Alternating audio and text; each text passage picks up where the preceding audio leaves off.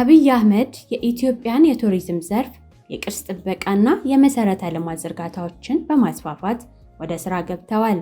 በአመራሩ አዳዲስ መዳረሻዎች እውን እየሆኑ ሲሆን በዚህም ኢኮ ቱሪዝምን አሳድገዋል።